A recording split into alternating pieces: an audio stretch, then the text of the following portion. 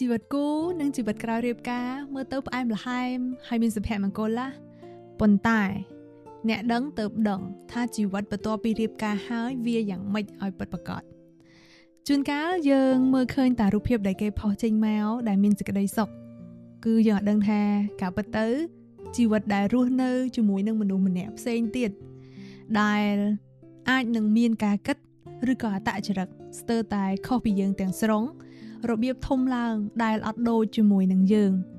រស់នៅស្ទើរតែមិនចុះសម្រុងគ្នាជីវិតគូមិនមែនប្រើតែពាក្យថាស្រឡាញ់តែពីរម៉ាត់ហ្នឹងហើយអាចរស់នៅជាមួយគ្នាបានមួយជីវិតទេគិតមើលមនុស្សដែលស្ទើរតែមិនធ្លាប់ស្គាល់គ្នាសោះ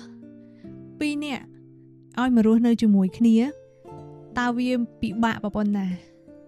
ហើយនៅពេលដែលចាប់ដៃគ្នាក្រោយរៀបការរស់នៅជាមួយគ្នាពិតប្រាកដទើបយើងដឹងថាអាពាក្យដែលគេនិយាយថារស់នៅជាមួយគ្នារៀនយល់ពីគ្នានឹងគឺវាពិបាកខ្លាំងណាស់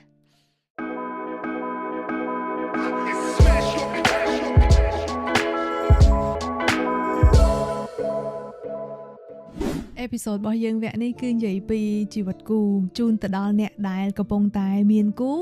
អ្នកដែលរៀបការហើយនិងទាំងអ្នកដែលនៅ single នៅលាវដូចគ្នាការរស់នៅជាមួយនឹងមនុស្សម្នាក់មិនមែនគ្រាន់តែយើងប្រើពាក្យថាស្រឡាញ់ហើយគ្រប់គ្រាន់និងល្អចំពោះស្នេហាមួយនឹងឯងការរស់នៅជាមួយគ្នាពិតប្រាកដវាគឺជារឿងពីរផ្សេងគ្នារបស់មនុស្សពីពេលស្រឡាញ់គ្នាហើយនឹងពេលដែលរៀបការហើយវាជារឿងពីរផ្សេងគ្នាដល់ពេលខ្លះយើងមើលទៅគេយើងអាចគិតថាវាជារឿងងាយស្រួលប៉ុន្តែមនុស្សពីរនាក់ត្រូវរស់នៅជាមួយគ្នារាល់ថ្ងៃ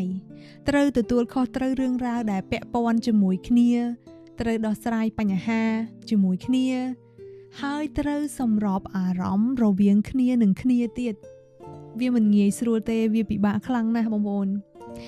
នៅពេលខ្លះយើងរស់នៅតាមម្នាក់ឯងផងយើងនៅឆ្លោះគ្នាជាមួយខ្លួនឯងចុះទម្រាំតែយើងទៅរស់នៅជាមួយមនុស្សម្នាក់ទៀត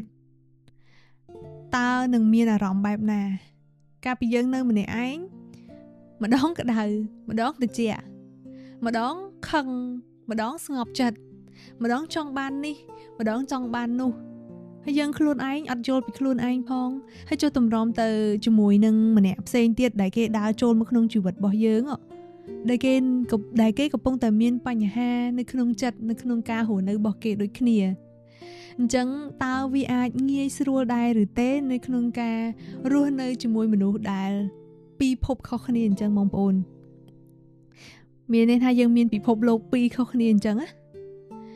ដូច្នេះហើយបានជាពេលខ្លះខ្ញុំចង់ប្រាប់ទៅកាន់បងប្អូនដែលកំពុងតែនៅលាវឬកំពុងតែនៅ single ថាចាកុំចេះតែឃើញគេការហើយចង់ការតាមគេដែរកុំឃើញគេមានស្នេហាហើយមានអារម្មណ៍ថាចង់មានស្នេហាដែរគិតថាខ្លួនឯងដូចជាខ្វះអីម្យ៉ាងនៅក្នុងខ្លួនអីចឹងណាពីព្រោះជីវិតគូវាមិនមែនជាការប្រកួតគ្នាណាបងប្អូនមិនមែនមានន័យថាណែគេមានគូមុន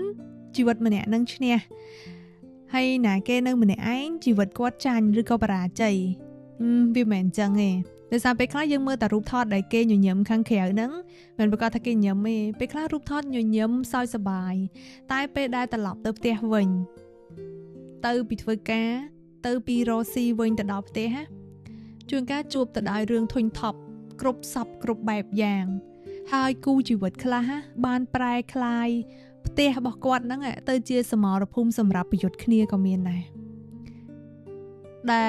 ដែលផ្ទះគឺជាកន្លែងស្ងប់ស្ងាត់ដែលយើងត្រូវទៅលំហែចិត្តត្រូវទៅសម្រាកចិត្តបន្ទាប់ពីធ្វើការបន្ទាប់ពីការរកស៊ីប៉ុន្តែពេលខ្លះផ្ទះមិនមែនជាកន្លែងចឹងទៀតទេបន្ទាប់ពីរៀបការហើយផ្ទះបានคล้ายទៅជាកន្លែងសម្រាប់ប្រយុទ្ធគ្នាកន្លែងដែលធ្វើឲ្យអារម្មណ៍របស់យើងកាន់តែតានតឹងជាងមុនទៀតខ្ញុំជឿថាអ្នកដែលមានគូភាគច្រើនគឺគាត់ជួបអារម្មណ៍មួយហ្នឹងហើយគូជីវិតរបស់អ្នកខ្លះគេងនៅក្បែរគ្នាគេងនៅជិតគ្នារាល់ថ្ងៃតែបែរជាមានអារម្មណ៍ថាឯកាជាងនៅតែឯងទៀតមានអារម្មណ៍ថាជីវិតមានសម្ពាធកាន់តែខ្លាំងទៅការរស់នៅជាមួយមនុស្សដែលអត់យល់ចិត្តវាពិបាកជាងការដែលយើងនៅម្នាក់ឯងទៀតណាបងប្អូនគឺពិបាកឆ្ងាយណាស់ពិបាកខ្លាំងរាប់សិបដងតែម្ដងហើយពេលខ្លះអ្វីដែលធ្វើឲ្យគ គូស្នេហ៍មួយគូគាត់បែកបាក់គ្នាឬក៏ឈានទៅដល់ការលែងលះចែកផ្លូវគ្នាជួនកាលវាមិនមែនមកពីការអស់ចិត្តស្រឡាញ់គ្នាទាំងស្រុងទេ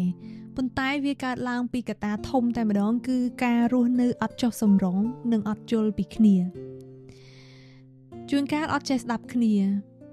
អត់ចេះស្វែងយល់ពីចិត្តម្នាក់ទៀតអត់ចេះជួយគ្នាហើយអត់ចេះគិតពីអនាគតនឹងរួមគ្នាកាលពីមុនពេលរៀបការមនុស្សជាច្រើនគិតតែពីថ្ងៃការឯងគិតថាថ្ងៃការហ្នឹងយើងត្រូវរៀបចំមិនរៀបចំឲ្យស្អាតបាតមិនថតរូបមិនឲ្យមើលចេញមកល្អឲ្យភ្ញៀវនឹងទៅសើឲ្យគេគិតថារៀបការមួយនឹងទៅលយឬក៏យើងមានសំណាងជាងគេដែលបានធ្វើកម្មវិធីការអីចឹងណាប៉ុន្តែមានមនុស្សភាគតិចណាដែលគាត់គិតថាបន្ទាប់ពីចប់កម្មវិធីរៀបការនឹងទៅតើយើងនឹងរស់នៅយ៉ាងម៉េចនរណាជាអ្នកគ្រប់គ្រងលុយរវាងមនុស្សពីរនាក់ហ្នឹងហើយណាគេត្រូវចំណាយលើណាគេខ្លះអ្នកណាជាអ្នករ៉ាប់រងបន្ទុកអីគេខ្លះហើយបើថ្ងៃណាមួយទាំងពីរនាក់ហ្នឹងជួបវិបត្តិឬក៏បញ្ហាហិរញ្ញវត្ថុរឿងលុយកាក់តើពីរនាក់ហ្នឹងឬក៏ពីរនាក់យើងនឹងរួមគ្នាដោះស្រាយយ៉ាងម៉េចខ្លះឬក៏បើថ្ងៃណាមួយនរណាម្នាក់បាក់ទឹកចិត្តអស់កម្លាំងចិត្តតើម្នាក់ទៀតអាចធ្វើជាអ្នកផ្ដល់កម្លាំងចិត្តឲ្យម្នាក់ទៀតហ្នឹងទៅវិញទៅមកបានដែរឬក៏អត់អញ្ចឹងអារឿងទាំងនេះហើយដែលធ្វើឲ្យមនុស្សជាច្រើនចាប់ផ្ដើមដឹងថាជីវិតគូវាមិនមែនមានតែស្នេហាទេប៉ុន្តែវាត្រូវមានការទទួលខុសត្រូវខ្លាំងទៅលើជីវិតរបស់មនុស្សពីរនាក់ហ្នឹងមានមនុស្សជាច្រើនមុនពេលដែលរៀបការ sweet ស្នេហាមួយនឹងផ្អែមល្ហែមនិយាយល្អដាក់គ្នាគ្រប់យ៉ាងប៉ុន្តែនៅពេលដែលរស់នៅជាមួយគ្នាពិតប្រាកដទើបដឹងថាទម្លាប់រស់នៅខុសគ្នាឆ្ងាយខ្លាំងម្នាក់ស្អាតមានរបៀបរៀបរយចឹងទៅម្នាក់ទៀតអត់សូវស្អាតទេកកិច្ចហើយអញអញអត់សូវមានសណ្ដាប់ធ្នាប់ទេម្នាក់សន្សំលុយចាយហ្នឹងសន្សំសំចៃម្នាក់ទៀតអត់ចេះសន្សំទេចាយវាយខ្ជះខ្ជាយម្នាក់ចូលចិត្តនៅកន្លែងស្ងប់ស្ងាត់ម្នាក់ទៀតចូលចិត្តដើរលេងកន្លែងអ៊ូអលាក់នឹងលាក់អីចឹងទៅអញ្ចឹងពេលខ្លះអាការហត់ពីការងារការហត់ពីការរកស៊ីអីពេលទៅដល់ផ្ទះត្រូវឆ្លោះគ្នាទៀតត្រូវទាញកបិតពាក្យសម្ដីហ្នឹងណានិយាយដាក់គ្នាជារៀងរាល់ថ្ងៃទៀតហើយអ្វីដែលកាន់តែគួរឲ្យខ្លាចបំផុតហ្នឹងគឺនៅពេលដែលដៃគូមួយគូចាប់ផ្ដើមលែងឆ្លោះគ្នាស្ងប់ស្ងាត់ដាក់គ្នាមិនស្ងប់ស្ងាត់ដោយអត់ឆ្លោះគ្នាទេណាគឺស្ងប់ស្ងាត់ដោយសារតែអត់ចង់ឆ្លោះគ្នាអត់ចង់បង្ករឿងអញ្ចឹងនៅពេលដែលស្ងប់ស្ងាត់ដាក់គ្នាទៅវិញទៅមកយូរទៅគឺនឹងចាប់ផ្ដើមអស់ចិត្តពីគ្នាម្ដងបន្តិចម្ដងបន្តិចអញ្ចឹងសម្រាប់អ្នកដែលនៅ single ឬក៏អ្នកដែលនៅលាវអត់ទាន់មានគ្នាអត់ទាន់មានគូសូមកុំប្រញាប់ប្រញាល់ចូលទៅតាក់ទងនរណាគេម្នាក់ដោយសារតែខ្លាចឯកាដោយសារតែគ្រាន់តែចង់មានដៃគូចង់មានស្នេហាដូចគេដែរកុំដោយសារតែអញ្ចឹងពីព្រោះវាអាចធ្វើឲ្យយើងនឹងរើសមនុស្សខុសដោយសារតែការដើម្បីគេចពីភាពឯកាមួយពេលវាអាចធ្វើឲ្យយើងឈឺចាប់យូរជាងពេលយើងនៅម្នាក់ឯងទៀតណាបងប្អូនការនៅម្នាក់ឯងវាមិនមែនជារឿងអាក្រក់ទេយើងអាចប្រើពេលនេះដើម្បីអភិវឌ្ឍខ្លួនឯងកសាងជីវិតឲ្យមានតម្លៃជាងមុនរៀនយល់ពីខ្លួនឯងពីព្រោះនៅពេលដែលយើងយល់ពីខ្លួនឯងយើងក៏យល់ពីអ្នកដទៃបានច្រើនដូចគ្នាហើយយើងព្យាយាមធ្វើឲ្យខ្លួនឯងជាមនុស្សដែលពូកែនិងមានតម្លៃពីព្រោះនៅពេលដែលយើងមានតម្លៃវាអត់ខ្វះអ្នកដែលគេត្រូវការយើងអ្នកដែលគេចង់បានយើងឯងហើយដល់ពេលហ្នឹងគឺយើងអាចធ្វើការពិចារណាដោយច្បាស់លាស់ដោយយកចិត្តទុកដាក់បានហើយទៅលើបុគ្គលម្នាក់នឹងគឺសម្រាប់អ្នកដែលនៅ single ឬក៏អ្នកដែលនៅលាវណាប៉ុន្តែបើសិនជាសម្រាប់អ្នកដែលមានគូហើយឬក៏បានរៀបការរួចហើយសូមកុំគ្រាន់តែប្រើពាក្យថាស្រឡាញ់គ្នាទៅវិញទៅមកអីត្រូវរៀនធ្វើជាមនុស្សតែមួយទៅលើជីវិតពីរហ្នឹងរៀនចែកទុក្ខលំបាកគ្នារៀនជួយគ្នានៅពេលដែលម្នាក់ហត់ម្នាក់ទៀតត្រូវរៀនយល់មិនមែនទៅបន្ថែមសម្ពាធឲ្យគ្នាបន្ថែមទេនៅពេលដែលម្នាក់បាក់ទឹកចិត្តម្នាក់ទៀតត្រូវคล้ายជាកន្លែងឲ្យម្នាក់ហ្នឹងគាត់សម្រាកចិត្តមិនមែនធ្វើជាមនុស្សដែលឲ្យគេយំថែមទៀតទេ នៅពេលដែលជួបបញ្ហាត្រូវលើកដាក់នៅលើតុហើយវិភាសាគ្នានិងជួយគ្នារកដំណោះស្រាយមិនមែនទម្លាក់បន្ទុកឲ្យទៅតែម្នាក់ហើយឲ្យគាត់ទូលរែករឿងទាំងអស់នឹងតែឯងទេគ្រប់យ៉ាងគឺវាកើតឡើងពីការយល់ចិត្តគ្នាម្ដងបន្តិចម្ដងបន្តិចអត់មានណាគេទៅយល់តែពីម្នាក់ទៀតតែម្ខាងទេគឺត្រូវតែរៀនយល់ពីគ្នាទៅវិញទៅមកត្រូវតែមានការកែប្រែទម្លាប់ខ្លួនឯងខ្លះរៀងខ្លួនដើម្បីរកចំណុចរួមមួយទើបយើងអាចបន្តដំណើរនឹងទៅបានយូរអង្វែង